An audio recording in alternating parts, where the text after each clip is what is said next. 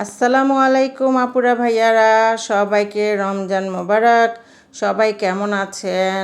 আমি কিন্তু ইফতারির আয়োজন শুরু করে দিয়েছি। এই তো মুরগির হাত পা গিলা মাথা এগুলো আমি সুন্দর করে কষিয়ে নিয়েছি। মুরগির এই হাড়গিলা ভাত দিয়ে খেতে কিন্তু অনেক ভালো লাগে, আর রুটি পরোটার সাথে খেতেও কিন্তু অনেক ভালো লাগে।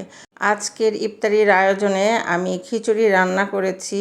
টমেটো, 2 রকমের ডাল দিয়ে সুন্দর করে প্রেসার কুকারে কষিয়ে খিচুড়ি বসিয়ে দিয়েছিলাম। আর এই যে এখন মুরগির হাড় গিলা পা এগুলোকে আমি এই যে দিয়ে দিয়েছি খিচুড়ির মধ্যে, ভালো করে নেড়েচেড়ে মিশিয়ে নিচ্ছি। এই খিচুড়িটা খেতে কিন্তু অসাধারণ লাগে আপুরা ভাইয়ারা।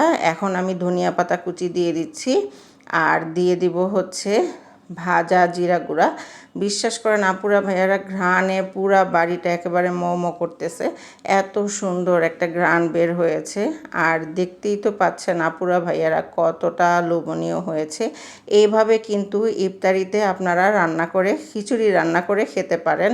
সব সময় তো ভাজা পোড়া খেতে ভালো লাগে না, রুচির একটু পরিবর্তন করে ঠিক এইভাবে কেউ গরুর মাংস দিয়ে বা মুরগির মাংস দিয়ে বা আমার মতো এরকম মুরগির হাড় গিলা দিয়ে খিচুড়ি রান্না করে খেতে পারেন। ছোট ছেলেও রোজা রাখে, আর ছোট ছেলে বলেছে খিচুড়ির সাথে ডিম ভাজা খাবে, তাই আমি এখানে 3টা ডিম ফিটিয়ে নিচ্ছি, সাথে কিন্তু পেঁয়াজ মরিচ দিয়েছি। তো এখন এই যে ডিমটাকেও ভেজে নিচ্ছি। তো ডিম ভাজা দেখানোর কি আছে, ভিডিও যেহেতু করেছি তাই আপনাদের সাথে ভিডিওটা শেয়ার করলাম। তো এই তো ইফতারির আয়োজনে ছিল খিচুড়ি আর এই যে ডিম ভাজা।